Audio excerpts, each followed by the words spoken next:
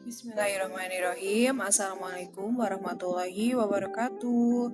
Jumpa lagi teman-teman. Hari ini kita akan membahas soal kebidanan persalinan. Sudah masuk part yang keempat. Seperti biasa, aku akan membahas 3-4 soal. Untuk soal kali ini, mari kita bahas dari soal yang pertama. Soal yang pertama, seorang perempuan berumur 26 tahun, G1P0A0, usia kehamilan 9 bulan, bersalin di puskesmas. Ibu kelelahan meneran.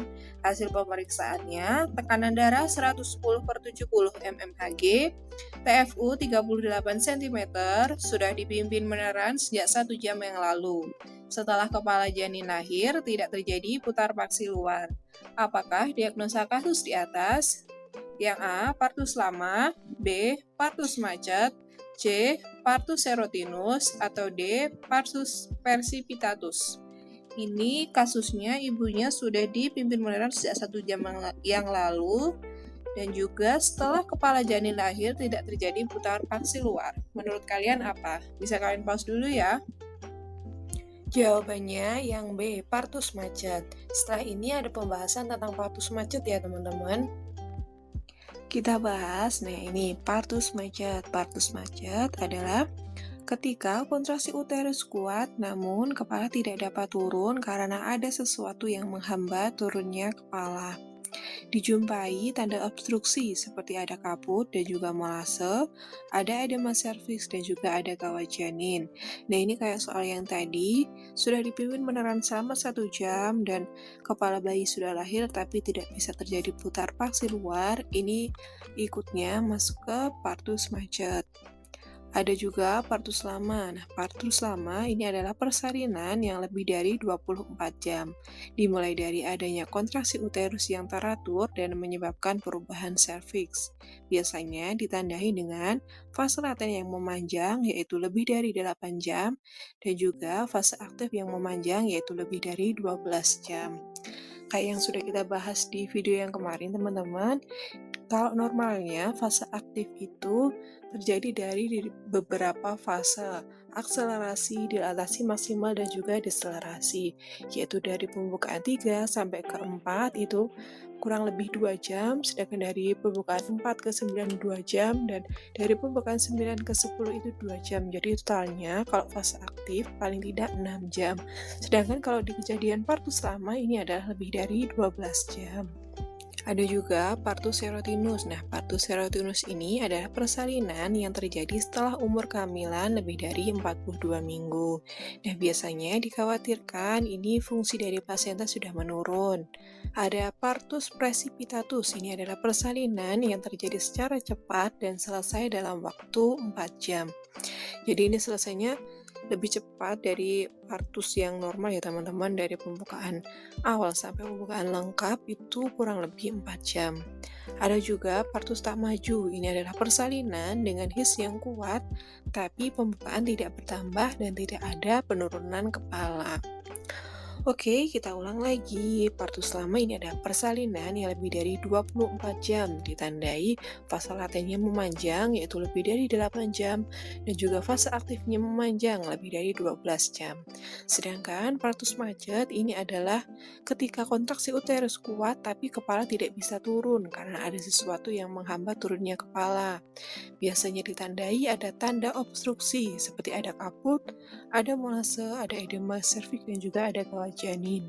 Sedangkan kalau partus serotinus ini adalah persalinan yang terjadi setelah umur kehamilan lebih dari 42 minggu. Partus precipitatus ini adalah persalinan yang terjadi secara cepat dan selesai dalam waktu 4 jam. Dan yang terakhir, partus tak maju ini adalah persalinan dengan his yang kuat tapi tidak ada tambahan pembukaan dan juga tidak ada penurunan kepala. Soal selanjutnya, bidan A menolong persalinan Nyonya I, G2B1A0 di rumah sakit. Proses persalinan berjalan spontan, setelah bayi lahir dilakukan manajemen aktif skala 3. Bidan A melakukan penyuntikan oksitosin 10 unit IM pada sepertiga paha bagian atas. Apa alasan yang dilakukan bidan pada kasus di atas? Nah, ini alasan diberikan suntikan oksitosin 10 inta unit. Yang A, oksitosin 10 unit merupakan tindakan prosedural APN. B, oksitosin merangsang kontraksi uterus untuk persalinan. C, oksitosin menghasilkan hormon yang mendukung keberhasilan manajemen aktif KH3. Atau D, oksitosin merangsang fundus uteri untuk berkontraksi dengan kuat dan efektif sehingga dapat membantu pelepasan plasenta. Bisa kalian pause dulu untuk jawab pertanyaan soal nomor 2. Menurut kalian, fungsi oksitosin itu apa aja, teman-teman? Oke, kita bahas jawabannya yang D. Oksitosin merangsang fundus uteri untuk berkontraksi dengan kuat dan efektif sehingga dapat membantu pelepasan plasenta. Ini udah jelas banget ya teman-teman fungsi oksitosin dalam persalinan. Oksitosin ini diberikan secara IM pada paha bagian atas. Selanjutnya, ini ada persediaan obat dalam persalinan. Yang pertama, harus ada infuset dan juga RL. Kalau tidak RL dan juga bisa NaCl 500 ml. Nah, kalau pada pasien ibu preeklamsi tidak boleh menggunakan NaCl ya. Biasanya digunakan RL 500 ml. Tersedia minimal 3 phlebot. Yang kedua, ada 2 ampul metil ergometrin 0,2 mg untuk menghentikan perdarahan. Merek yang biasa digunakan ada Bradstop, Metergin, atau Pospargin. Nah, yang biasa aku yang temui itu merek Metergin ya. Ada oksitosin 10 intraunit, dan yang keempat ada misoprostol tab atau Sipotek. Ini berfungsi untuk induksi persalinan per vaginam. Yang biasa diberikan per oral ataupun per vaginam sesuai dengan advis dokter. Yang terakhir ada injeksi asam tranexamat atau Calnex 500 mg. Ini berfungsi untuk menghentikan perdarahan. Sekalian ingat-ingat lagi ya teman-teman, oksitosin diberikan 10 intraunit IM di paha sepertiga paha bagian atas, dan persediaan obat dalam persalinan itu paling tidak ada infuset, ada RL atau NaCl, minimal ada 3 phlebot, ada metil ergometrin untuk menghentikan perdarahan, ada misoprostol untuk induksi persalinan, dan yang terakhir ada injeksi asam tranexamat ataupun Calnex untuk menghentikan perdarahan. Lanjut ke soal yang selanjutnya, Nyonya K umur 25 tahun baru saja melahirkan anak pertamanya di PMB. Bayi menangis kuat dan plasenta selaput ketuban lahir dengan lengkap dan sudah dilakukan masas. Bidan kemudian melakukan pemeriksaan jalan lahir. Diperoleh adanya robekan sampai otot perineum. Apakah diagnosis pada kasus tersebut? Yang A, kala 4 dengan laserasi derajat 1, B, kala 4 dengan laserasi derajat 2, C, kala 4 dengan laserasi derajat 3, atau D, kala 4 dengan laserasi derajat 4. Menurut kalian, kalau robekan itu sampai ke otot perineum itu masuk ke derajat berapa? Bisa kalian pause dulu untuk jawab pertanyaan soal nomor 3. Oke, kita bahas jawabannya yang B, kala 4 dengan laserasi derajat 2. Nah, derajat 2 itu berarti robekannya sampai ke otot perineum. Nah, ini penjelasan tentang derajat laserasi perineum. Yang pertama, kalau masuk derajat pertama, robekannya dari mukosa vagina sampai ke kulit perineum. Nah, kalau derajat pertama biasanya tidak dilakukan heading.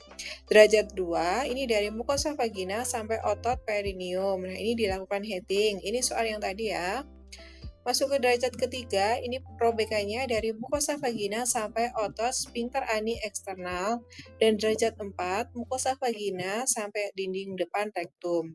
Kalau sudah masuk derajat 3 dan juga derajat 4, biasanya dilakukan rujukan ya, karena sudah bukan wewenang bidan. Selanjutnya, penjahitan dengan benang catgut chromik 0 nomor 2.0 atau 3.0 secara jelujur, dan anestesinya menggunakan lidokain.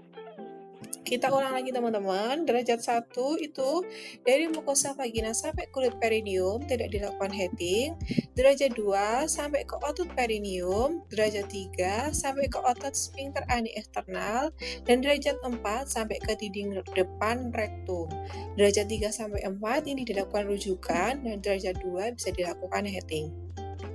Sekian pembahasan soal kali ini. Hari ini kita sudah belajar tentang partus lama, partus macet, partus tak maju, ada persediaan obat selama persalinan, dan juga ada derajat laserasi perineum. Ada kurang lebihnya saya mohon maaf. Wassalamualaikum warahmatullahi wabarakatuh.